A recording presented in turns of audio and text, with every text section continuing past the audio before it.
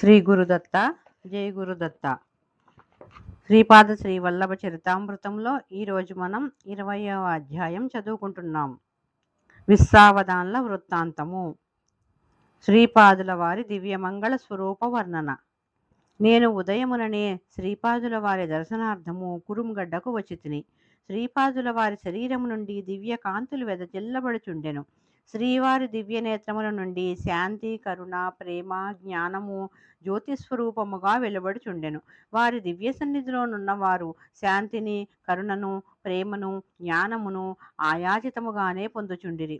సర్వలోకములకు ఏకైక ప్రభుస్వరూపము నిరాకారతత్వము సాకారమై సగుణమై మానవాకారముతో కళ్ళ ఎదుటనే కనిపించుటచే ఆనందము, ఆశ్చర్యము నా సమస్త తత్వమును ముంచెత్తుచుండెను. శ్రీపాదుల వారు అనుగ్రహముతో తన దగ్గరికి వచ్చిన వారిని నమస్కరించుకోమని మమ్ము సైగ చేసిరి. వారు చేసిన సైగ వెంబడి వారి దివ్యహస్తముల నుండి ఏదియో తెలియరాని శాంతి, ప్రేమ తరంగములు ఉద్భవించి నా మనస్సును, హృదయమును, శరీరమును మరేదో తెలియరాని లోకములకు కొంపోయినట్లు అనుభవమైనది. నేను శ్రీచరణములను భక్తితో స్పృశించితిని. నా శరీరము తేలిక అయినది. నా కన్నుల నుండి నల్లని తేజస్సు బయటకు వచ్చుట గమనించితిని. ఆ తరువాత నా శరీరములోని సమస్త అంగముల నుండి నల్లని తేజస్సు బయలువెడినది. ఆ తేజస్సంతయు వికృతమైన నరాకారము ధరించినది. ఆ ఆకారము స్వయముగా నన్నే పోలి ఉన్నది. శ్రీపాదుల వారు చిరునవ్వుతో, నీవలనే ఉన్న ఆ నల్లటి ఆకారము ఎవరో గమనించితివా అని నన్ను ప్రశ్నించిరి. నేను, స్వామి, ఆ ఆకారము నన్ను పోలి ఉండుటను గమనించుతని, కానీ ఆ ఆకారము నా శరీరము నుండి ఏల వెడలినదో నాకు తెలియదు. ఆ ఆకారము ఎవరో కూడా నాకు తెలియదు అని జవాబు ఇచ్చితిని. అంతట శ్రీపాదులు ఇట్లనిరి, నాయనా, ఆ ఆకారము నీ పాప శరీరము. అతడు నీ పాపమయ పురుషుడు. ఇంకనూ నీ శరీరములో మిగిలినది పుణ్యమయ పురుషుడు. ప్రతి మానవ శరీరమునందును పాపపురుషుడు, పుణ్యపురుషుడును ఉందురు. పాపపుణ్యములు రెండింటి నుండి విడుదల లభించినచో ముక్తియే. బ్రాహ్మణ జన్మనెత్తినవాడు నిష్ఠావంతుడై తన పాప శరీరమును దహించుటయే కాక తన పుణ్యబలముతో తక్కిన వారిని ఉద్ధరింపవలెను. బ్రాహ్మణుడు సత్వగుణ ప్రధానుడై ఉండవలెను. వేదశాస్త్రవిహితమైన కర్మలను తక్కిన వారి చేత ఆచరింపచేయుచు తమ జీవనోపాధికి అవసరమైన ద్రవ్యమును మాత్రమే వారి నుండి తీసుకునవలయును.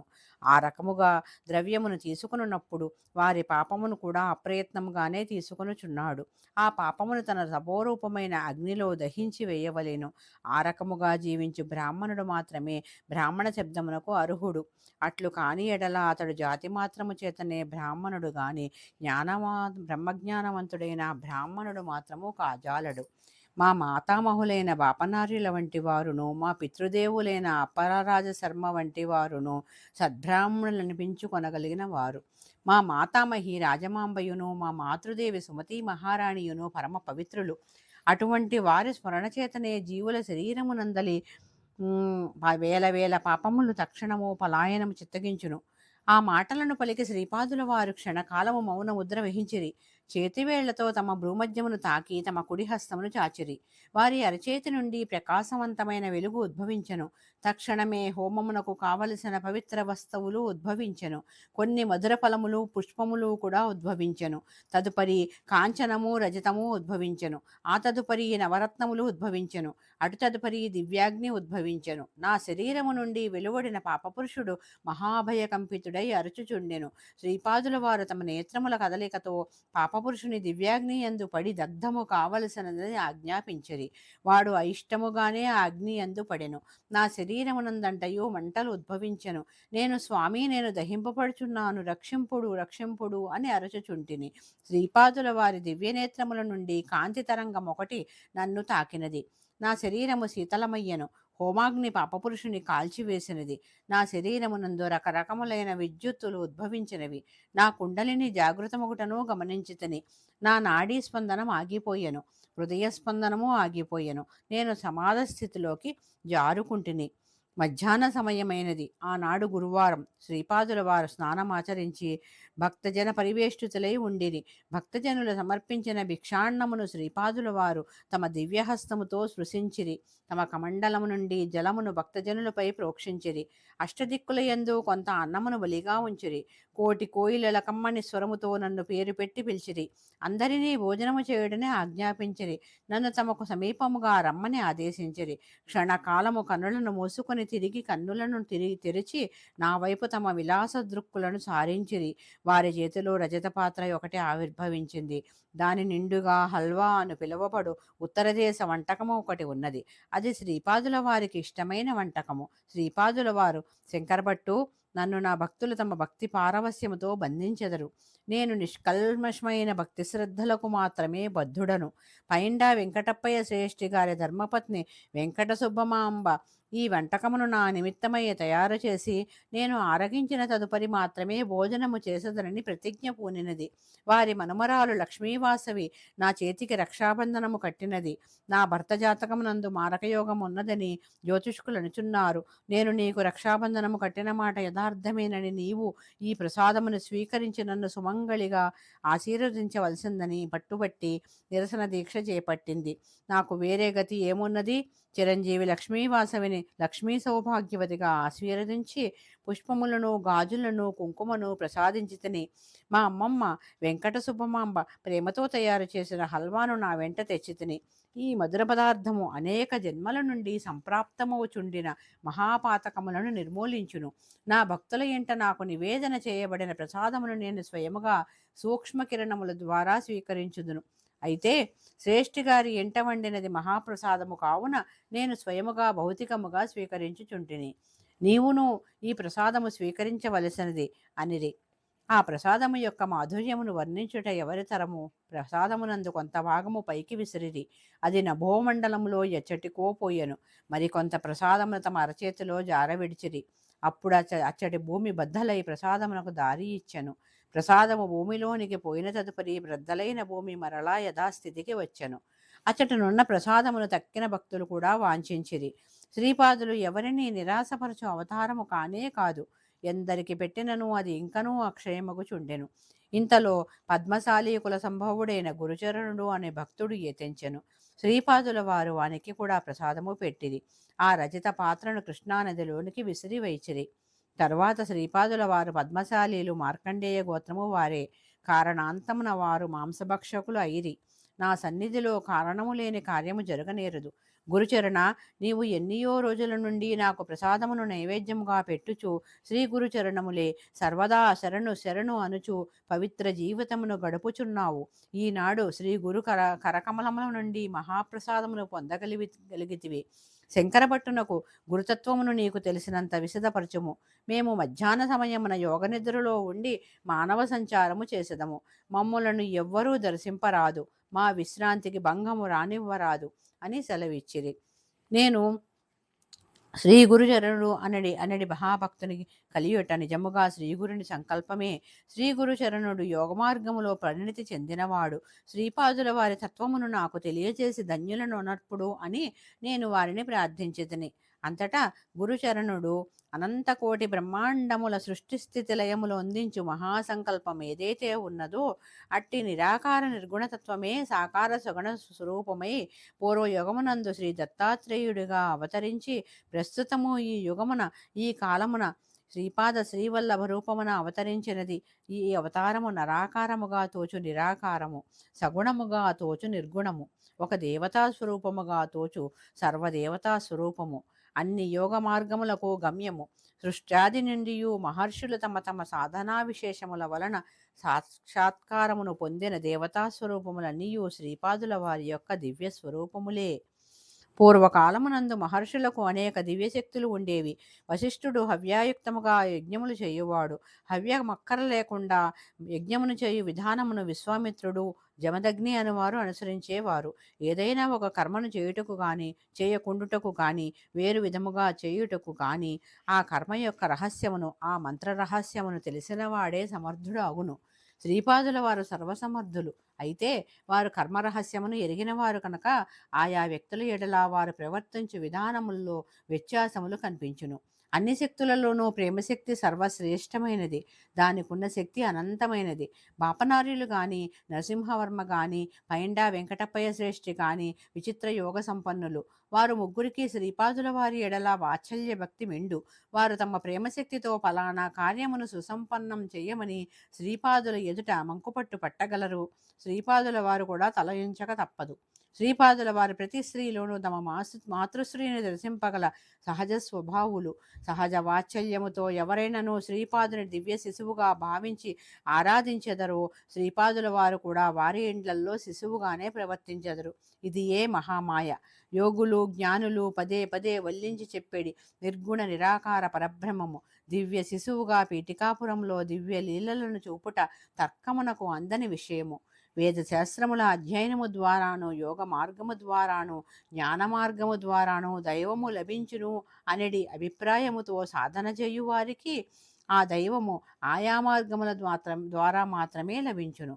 దైవానుభవము శాస్త్రముల ద్వారా ప్రమాణీకరింపవచ్చును. ఒక్కొక్కప్పుడు శాస్త్రములకు అతీత మార్గమున కూడా దైవానుభవములు కలగవచ్చును. దైవము స్వతంత్రుడు. శ్రీపాదుల వారికి లీలలు అతర్క్యములు, అశ్రుతపూర్వములు అని వివరించిరి.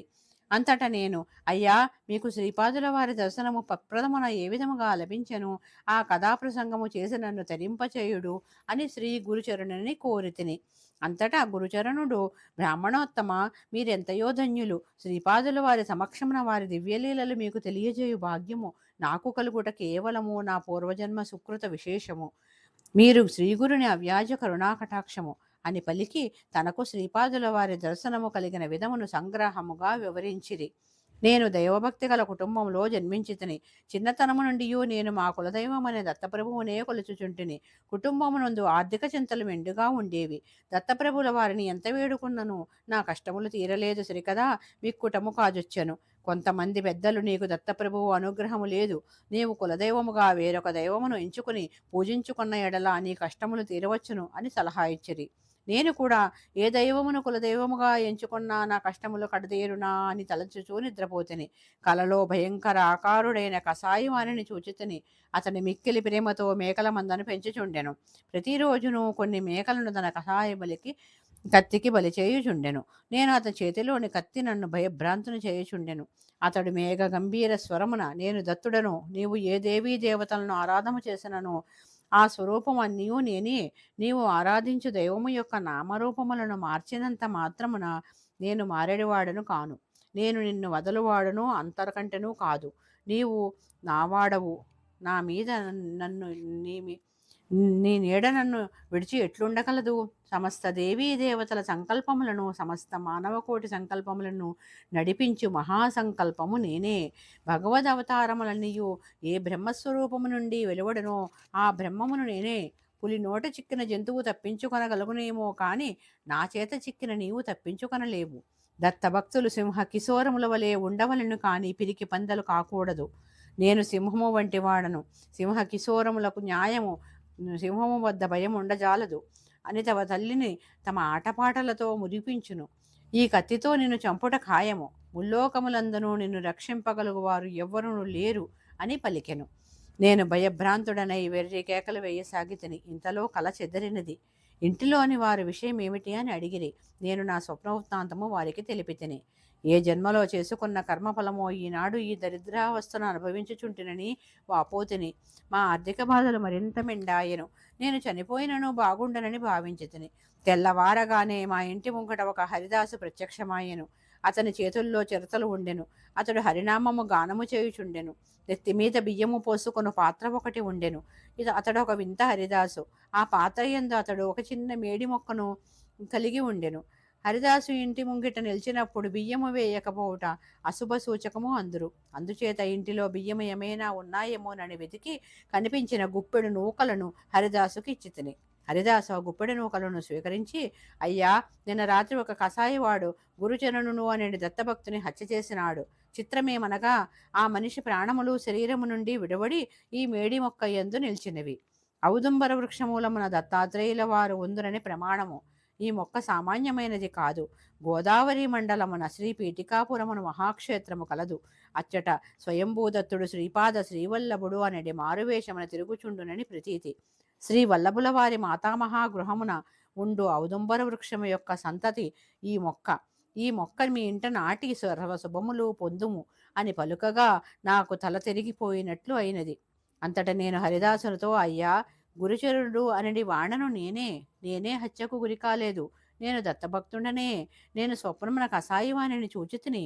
అతడు తన కత్తితో నన్ను సంహరించదనని చెప్పినాడు.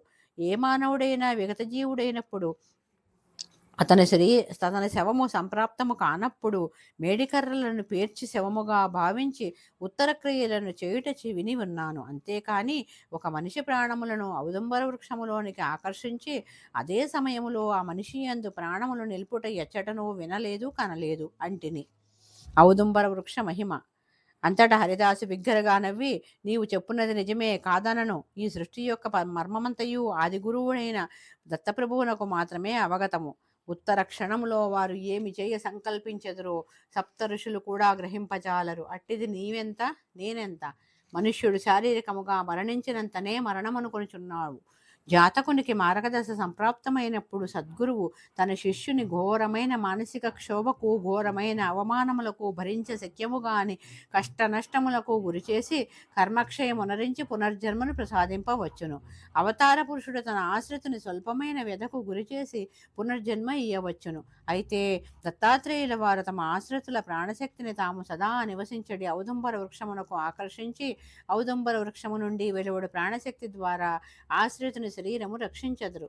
అల్పజ్ఞుడైన ఆశ్రితుడు తన శరీరమునందల ప్రాణశక్తి ద్వారా తాను జీవించుచున్నానని అనుకొనును. అయితే యథార్థమేమనగా ఆ ప్రాణశక్తి ఔదుంబరము నుండి వెలువడి భక్తుని యొక్క శరీర వ్యాపారములను నిర్విఘ్నముగా నిర్వర్తింపచేయుచున్నది. మారకదశ తొలగిన క్షణమున ఔదుంబరము నుండి వెలువడు ప్రాణశక్తి మరలా భక్తుని యందు సుప్రతిష్టమై మరికొంతకాలము ఆ భక్తుడు జీవించును. ఔదుంబరము నుండి ఎంతటి ప్రాణశక్తి వెలువడినను అది పరిపూర్ణముగానే ఉండును. దానికి కారణము దత్తాత్రేయుల వారి ప్రతి ఔదుంబర వృక్షమూలమున సూక్ష్మ రూపముగా సుప్రతిష్ఠులై ఉండుటయే అని విశదపరచెను. నాకు హరిదాసు చెప్పునంతయు ఆశ్చర్యముగా ఉండెను. కృష్ణదాసు అని పేరు కలిగిన హరిదాసు తన దారి వెంట తాను వెళ్ళిపోయెను. నేను ఔదుంబరమును మహాప్రేమతో భక్తితో మా ఇంటి పెరటి యందు పెంచసాగితిని. కొలది దినములు మామూలుగానే గడిచిపోయెను. మా దూరపు బంధువు ఒకడు పట్టుబట్టల వ్యాపారము చేయువాడు. అతడు వృద్ధుడైపోయెను. అతనికి పిల్లలు లేరు. నా యందు అతనికి అవ్యాజమైన ప్రేమ కలిగెను. అతడు మా ఇంటనే నివసింప మొదలెడెను. నాకు కొంత ధనము సంగి పట్టుబట్టల వ్యాపారము చేయమని సలహా ఇచ్చెను. అతడు కూడా మా ఇంటనున్న ఔదంబరమునకు ప్రదక్షిణములు చేయుట, మహాభక్తితో దత్తప్రభువును ఆరాధించుట చేయ మొదలెడెను. మా ఇంట ఏమీ ఇబ్బందులు తలెత్తినను ఔదుంబరమునకు ప్రదక్షిణ చేసి ఆ వృక్షరాజమునకే మా బాధలు చెప్పుకొనని వారము. మా ఆవేదన దత్తప్రభువునకు చేరెడిది. మా బాధలు ఊహించని విధముగా తీరేవి. దత్తాత్రేయుల వారికి మాకును మధ్య స్నేహవారధిగా ఔదుంబరము ఉండేది. అయ్యో, దత్తభక్తులకు ఔదుంబర వృక్ష సేవనము అత్యంత ముఖ్యమైన విధి. ఔదుంబరము గృహమునందున్న దత్తాత్రేయుల వారు సాక్షాత్తు మన ఇంట ఉన్నట్లే. ఔదుంబరము యొక్క మహిమ ఎంత వర్ణించినను అది తక్కువే అగును. పాపకర్మల ఫలితముగా ముళ్ళ చెట్టుగా జన్మించుట. నేను నా వ్యాపార నిమిత్తము ఓడ్రదేశమునకు పోవుచు నా అదృష్టవశమున పీఠికాపురమునకు చేరి శ్రీ బాపనార్యుల ఇల్లు కనుగొంటిని. అప్పుడు శ్రీపాదుల వారు బాపనార్యులతో కలిసి పెరటి ఎందు ఉండిరి. వారి పెరట్లో ముండ్ల చెట్టు ఒకటి ఉన్నది. శ్రీపాదుల వారు దానిని శ్రద్ధగా నీరు పోయిచుండిరి. బాపనార్యులు శ్రీపాదుల వారిని, బంగారు కన్నా నీకు ఇంత ప్రీతిపాత్రమైన ఈ ముండ్ల చెట్లు సోమలతయో లేక సంజీవిని మొక్కయో అనున్నట్లు ఇంత మిక్కిలి శ్రద్ధ వహించుట యుక్తము. నీవు శ్రద్ధ వహించినను వహింపకుండాను అది పెరుగుట మానదు అనిరి. అంతటా శ్రీపాదుల వారు, తాత, పూర్వజన్మములో మన వీధిలో ఉండి స్వయంభూదత్తుడే బాపన్నావదారు గారి మనవడుగా అవతరించినట. ఎంతటి విడ్డూరము, ఎంతటి దైవద్రోహము అని పరిహాసము చేసిన విశ్వావధానులు తాతయే ఈ ముండ్ల చెట్టు. అమ్మయును నేనుయును అన్నలును శ్రీ విద్యాధరి రాధా సురేఖలును వెంకటప్పయ్య శ్రేష్ఠి గారి ఇంటను నరసింహవర్మ గారి ఇంటను భోజనములు చేయు సందర్భమున మల్లాది వారును గండికోట వారును బొత్తిగా అనాచారవంతులు ధర్మభ్రష్టులు ఈ రెండు కుటుంబముల వారిని బ్రాహ్మణ సమాజము నుండి వెలివేయవలనని బ్రాహ్మణ పరిషత్తులో వివాదము రేపిన విశ్వావధానుల తాతయే ఈ ముండ్ల చెట్టు. ఈ శ్రీపాదుడు దత్తాత్రేయుడా, దీనికి ప్రమాణమేది? శాస్త్రములలో ఉన్నదా, వేదములలో ఉన్నదా అని కుతర్కములాడిన విశ్వావధానుల తాతయ్యే ఈ ముండ్ల చెట్టు. సర్వమంగళ స్వరూపిణి అయిన నా మాతృదేవిని సుమతీ మహారాణిని తమ పుట్టింటి ఆడుబిడ్డగా భావించి భోజనము పెట్టి నూతన వస్త్రములతో సత్కరించి తమ జన్మ ధన్యమైందని భావించే వెంకటప్పయ్య శ్రేష్ఠి తాతను నరసింహవర్మ తాతను అనునిత్యము దుమ్మెత్తి పోసిన విశ్వావధానుడు తాతయే ఈ ముండ్ల చెట్టు. మరణానంతరము ఉత్తర క్రియల లోపము వలన మహాపాప భారమున తన స్వభావమునకు తగినట్లుగా ముళ్ళ చెట్టుగా జన్మించిన ఈ విశ్వావధానుల తాతను చూచి జాలిపడి కాస్త జలతర్పణము చేయుచున్నాను అని తెలిపిరి. కొలదిసేపటిలో పెరటిలో నుండి వీధిలోనికి వచ్చిరి. శ్రీపాద శ్రీవల్లభులు ముగ్ధ మనోహర రూపమును చూడగానే నాకు ఆనందాతిరేకముతో ఎక్కిళ్ళు వచ్చినవి. కన్నుల వెంట ఆనంద బాష్పములు వెల్లువలు కాసాగెను. నేను శ్రీపాదుల వారి దివ్యపాదములపై వాలిపోతిని. శ్రీపాదుల వారు నన్ను ప్రేమతో వెన్నుతట్టి, నాయనా లే, ఏమిటి ఈ పిచ్చి పనులు? చచ్చి తిరిగి పునర్జన్మ ఎత్తి నా వద్దకు వచ్చితివా అనిది. నేను పట్టుపట్టల వ్యాపారము చేయువాడనని గ్రహించి బాపనారిల వారు నాతో ఓయి, మా బంగారు బుడదడికి తగిన పుట్టములేమైనా కలవా అని ప్రశ్నించేది. నేను శ్రీపాదుల వారికి యోగ్యమైన పట్టుపుట్టములను ఇచ్చింది.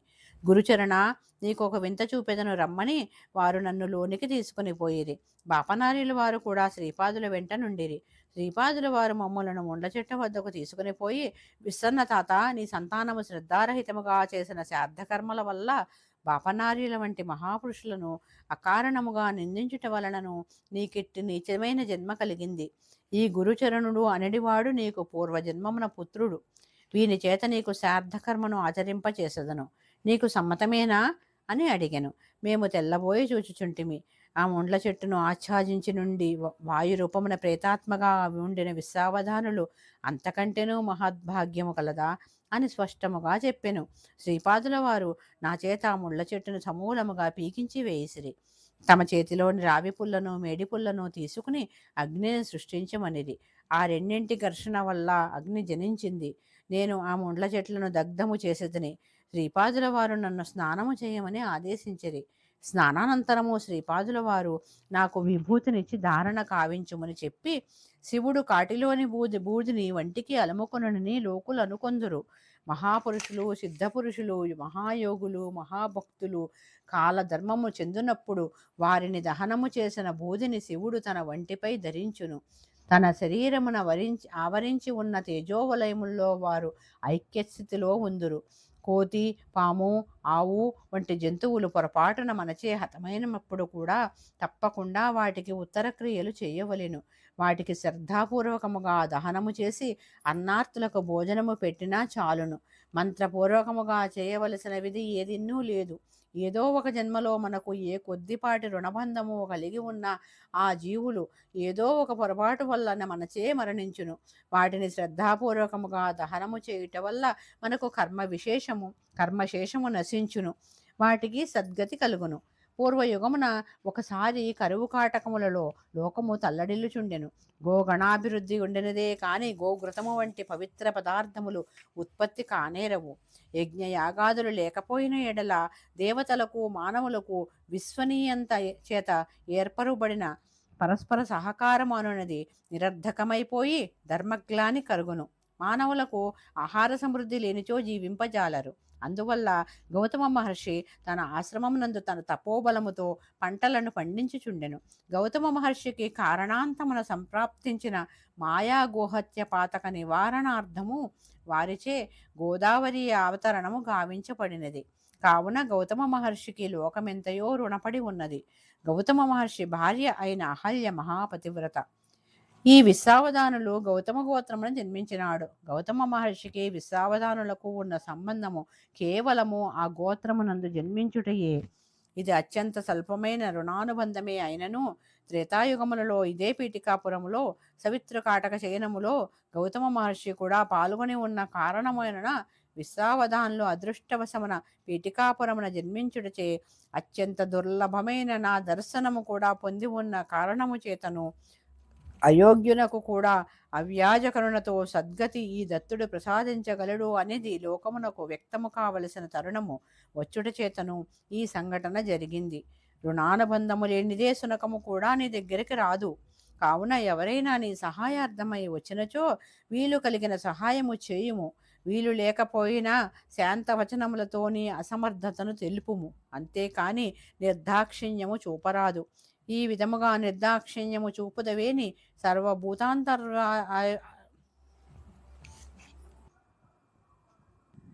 ఈ విధముగా నిర్దాక్షిణ్యము చూపుదవేని సర్వభూతాంతరవర్తినైన నేను కూడా ఈ నీ ఎడల నిర్దాక్షిణ్యముగా ఉందును. నీవెంత సత్యమో, నీ లోకమెంత సత్యమో, ఈ సర్వ సృష్టియును ఎంతటి సత్యమో, ఈ సమస్తమునకు నేనే మూల కారణము అనేది కూడా అంతే సత్యము. నేనును అన్ని సత్యములకు సత్యమైన పరమసత్యమును. వేదమునందు కూడా సత్యజ్ఞానమనంతం బ్రహ్మ అని చెప్పబడినది అను విషయములను సవివరముగా తెలిపిరి. నేను నిశ్చేస్తుడినై చూచుచుంటిని. బాపనారిల చెక్కిళ్లపై ఆనందాశ్రువులు రాలుచుండెను. శ్రీపాదుల వారు తాతగారి చెక్కిళ్లపై జాలువారు అశ్రువులను తమ చిట్టి చేతులతో తుడుచుచూ, తాత, ఈ మధ్య నీవు సదా నా ధ్యానములోనే ఉంటున్నావు. నీ జన్మ ధన్యము. అచ్చముగా నీ రూపములోనే నృసింహ సరస్వతి అవతారమును ధరించెదను. ఇది సత్యము అని చెప్పి బాపనారిల వారి చేతిలో చేయి వేసిరి.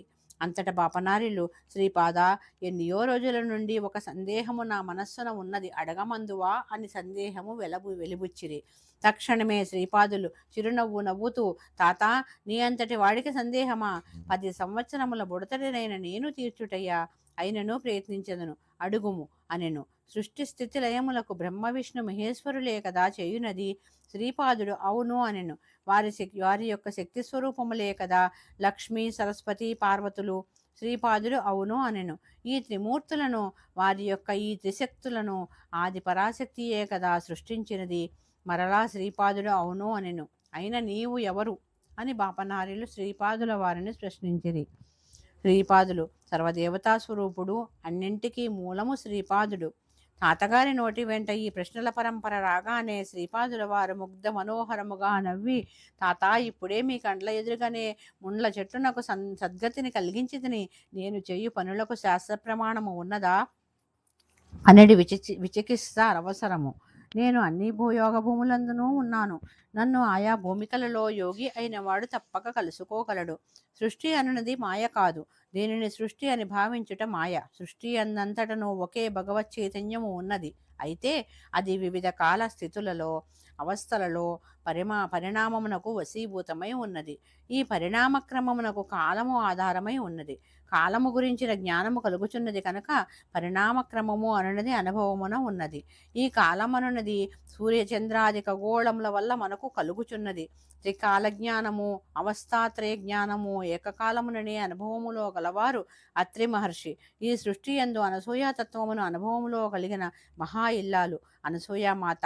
నాకు సృష్టి స్థితిలయలు, స్థూల సూక్ష్మ శరీరములు, భూత భవిష్యత్ వర్తమానములు మొదలైన సమస్తమును ఏకకాలములోనే అనుభవమున కలవు. కావున నాది నిత్య వర్తమానము. జరిగినది, జరుగుతున్నది, జరగబోవునది అంతయును ఏకకాలమునే అనుభవము. అతి స్థితిలయందు త్రిమూర్తులు, త్రిశక్తులను నాయందు ఉండుటయే ఆశ్చర్యపడవలసినది లేదు. త్రిమూర్తులను, త్రిశక్తులను సృష్టికి పూర్వము ఆదిపరాశక్తి అందే ఉన్నారనడి మాట యథార్థమే. నేనును ఆదిపరాశక్తియును అభిన్న స్వరూపములు. అయితే ఇచ్చట సూక్ష్మాంశం ఒకటి కలదు. సమస్త సృష్టియు మాతృగర్భము నుండి వెలువడవలనని మహాసంకల్పం ఒకటి ఉండుటచే ఆద్య పరాశక్తి రూపము వెలువరింపబడినది. అది బ్రహ్మయోని స్వరూపము. దాని నుండి ఏ త్రిమూర్తులను, త్రిశక్తులను ఆవిర్భవించిరి. అయితే ఆద్య పరాశక్తికి సృష్టింపవలనని సంకల్పము కానీ, సృష్టి రచన ఈ విధముగా ఉండవలను అనే సంకల్పము కానీ ఏ విధముగా కలగవలను? దాని ప్రబోధన శక్తియే నేను అనగా మహాసంకల్ప స్వరూపము. ఆ మహాసంకల్ప స్వరూపము అనుసరించియే ఆద్యపరాశక్తి ఆవిర్భావము. త్రిమూర్తులు మరియు త్రిశక్తుల ఆవిర్భావము ఆ మహాసంకల్ప స్వరూపమే పరమ గురు స్వరూపము. ఇది అత్యంత రహస్యమైన విషయము. ఆ మహాసంకల్ప స్వరూపమునకు సంకల్పము కలిగిన వెంటనే సిద్ధించును. సంకల్పము కలుగుట అని సిద్ధించుట అనేది ఏకకాలములోనే జరుగును. అన్ని శక్తులను అరికట్టగలిగడి మూలశక్తిని నేనే. సృష్టి యందు మాతాశిశు సంబంధము, పితాపుత్ర సంబంధము, భార్యాభర్త సంబంధము, అన్నా చెల్లెళ్ళ సంబంధము అనివార్యములైనవి. ఈ పవిత్ర సంబంధములను ఆదర్శముగా నిరూపించుటకే దేవీ దేవతా స్వరూపంలో ఆవిర్భవించినవి. జీవును మాయలో ఉండేటి శక్తి. నేను మాయకు అతీతమైన మహాశక్తిని. మాయాశక్తియును మహాశక్తియును యోగశక్తి వలన మాత్రమే కలుసుకొనుట జరగగలదు. ఆద్య పరాశక్తిగా గాని మూలదత్తునిగా గాని ఆరాధించినప్పుడు త్రిమూర్తులను త్రిశక్తులను అంతర్లీన స్థితిలో ఉందురు. ఈ దైవ సంబంధములను వాటి తత్వములను ఆయా స్థితుల అనుభవములను కేవలము సాధనా సంపత్తి కలిగిన వారికే అవగతమగును. మృగము వద్దకు పోయి సంస్కృత వ్యాకరణము బోధించుట నిష్ప్రయోజనము. మృగము సంస్కృత వ్యాకరణము నేర్చుకోవలనన్న నీచ జన్మ నుండి విముక్తమై మానవ జన్మ నుండి తగిన సమర్థత కలిగిన వ్యక్తి నుండి అది నేర్వవలేను. నేను ప్రతి జీవితోడను అంతర్గతముగా సంబంధమును కలిగి ఉండుటచే జీవుల సంస్కారములను మలినములను వారి నుండి స్వీకరించి ప్రతి నిత్యము నదీ జప స్నానాదుల వలన వాటిని దగ్ధము చేసి జీవుల పరిణామమునకు తోడ్పడుచున్నాను. నాయందు వాస్తవమునకు నేను పూజ సల్పనవసరం లేదు. నన్ను ఆరాధించు వారికి అనేక పాప సంస్కారములను నాయందు ఆకర్షించుకుని మన ఇంట కులదైవముగా ఉన్న కాలాగ్ని శమనదత్తుని స్థూల పూజ చేసేదను. ఆ పూజ చేయుట వల్ల కలిగడి మహాఫలమును నన్ను ఆరాధించు వారికి దారపోసేదను. కర్మ చేయనిదే ఫలితమిచ్చుటకు వీలు లేదు. కనుక తపశ్చర్యాది మహాపుణ్యములను నేను ఈ శరీరముతో ఆచరించదను. నేను అనంత చైతన్యమును గనక నేనే చేసడి కర్మలకు సద్య ఫలితములు కలుగును గనక ఆ ఫలితములను వెంటనే వారి వారి యోగ్యతానుసారము కలగజేతును. అందువలననే నాది ఆదిగురు స్వరూపము. తల్లిదండ్రుల ఆస్తిపాస్తులకు బిడ్డ ఏ విధముగా హక్కుదారుడై ఉన్నాడో గురువు యొక్క తపశక్తికి ఆ గురువు యొక్క శిష్యులు కూడా వారసులై ఉన్నారు. భగవద్గీతలో కూడా కర్మ చేయుట అనివార్యము విషయము తెలియజేయబడినది. నా అవతారమునకు సమాప్తి లేదు.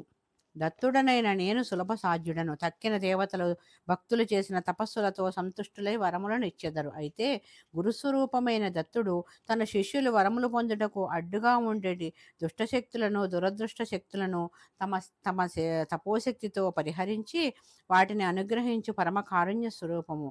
తాత, అందువలనే నన్ను శృతిమాత్ర ప్రసన్నుడని అందురు. సమస్తములైన గురువుల రూపమున ఉన్నది నేనే.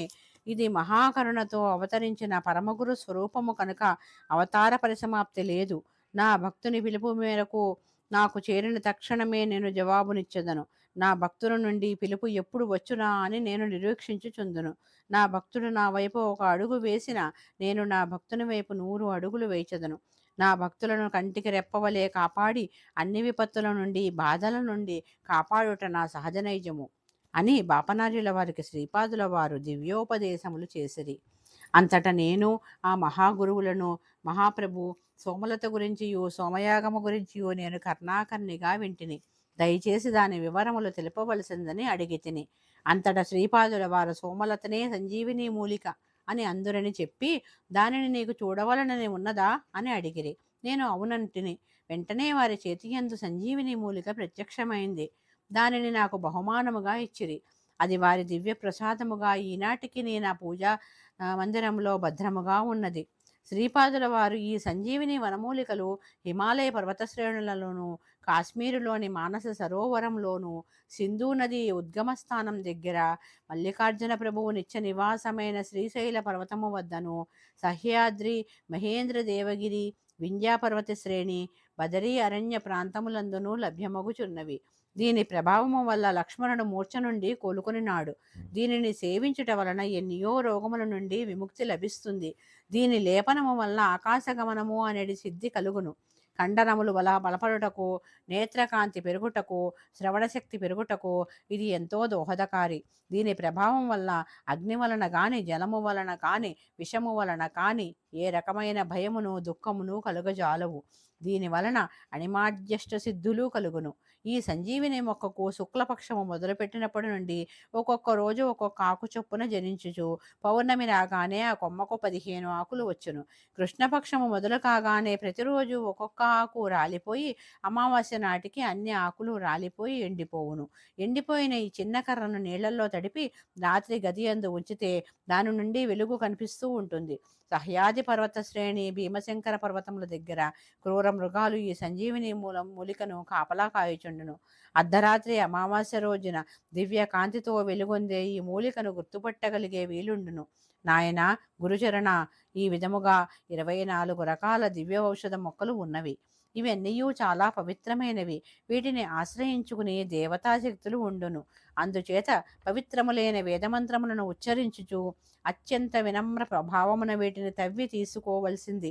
ఈ 24 దివ్య ఔషధ మొక్కలు: 1 సోమ, 2 మహాసోమ, 3 చంద్రమ, 4 అంశుమాన్, 5 మంజువాన్, 6 రజిత ప్రభు, 7 దూర్వ, 8 కనియాన్, 9 శ్వేతాన్, 10 కనకప్రభ, 11 ప్రతాపవాన్, 12 లాల్ వృత్త, 13 కరధీర, 14 అంశవాన్, 15 స్వయంప్రభ, 16 రుద్రాక్ష, 17 గాయత్రి, 18 ఏష్టం, 19 పావత, 20 జగత్తు, 21 శేఖర్, 22 అనిష్టం, 23 రైక్త, 24 త్రిపద గాయత్రి అని తెలిపిరి.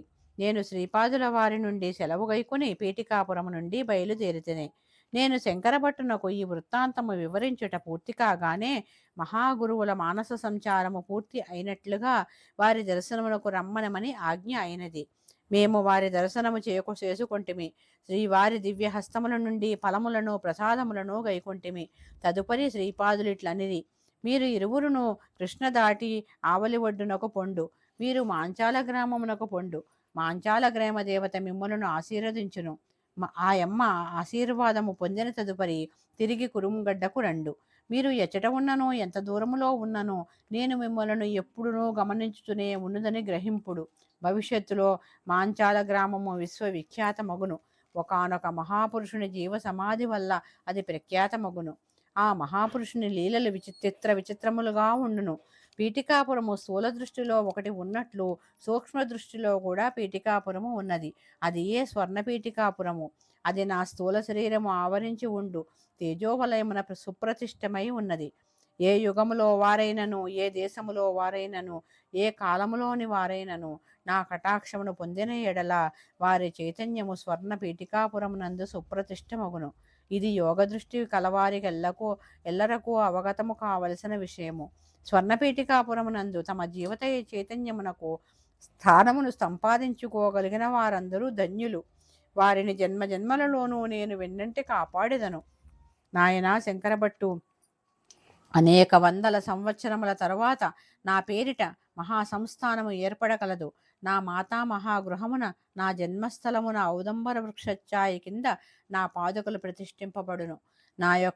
నా ముందు అవతారము యొక్క, నా తరువాత అవతారము యొక్క విగ్రహమూర్తులు కూడా ప్రతిష్టలో కలవు.